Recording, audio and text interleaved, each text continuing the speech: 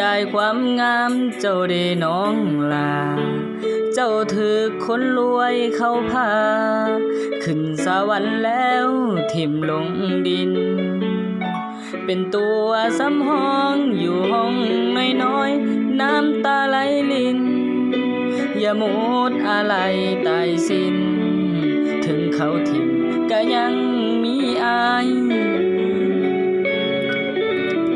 เสียดายความดีเจ้ามีให้เขาแต่ผลตอบแทนให้เจ้าได้แต่น้ำตาลินไหล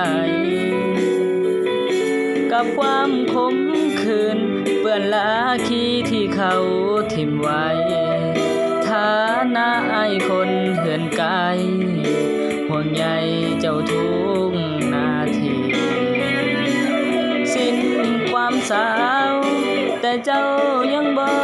สิ้นใจคันน้องบ่ลังเกียจอายอกข้างซ้ายอายยังคอยคนดีจะเอาเถียงนาแทนตึกสูงอย่าใจให้ฟรีเอาหลังควายแทนรถเก๋งขี่ตามพิธีชีวิตคนจน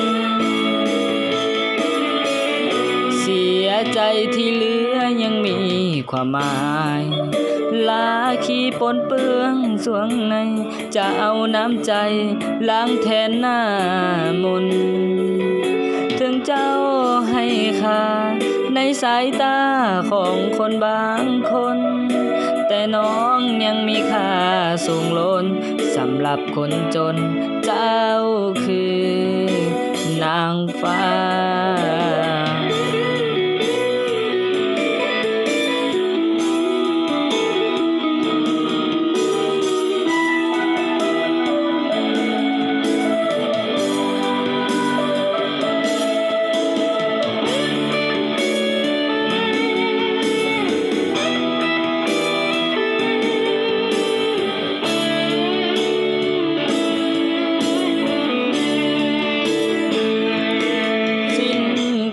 สาว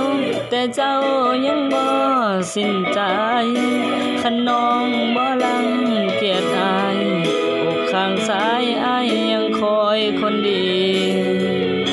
จะเอาเถียงนา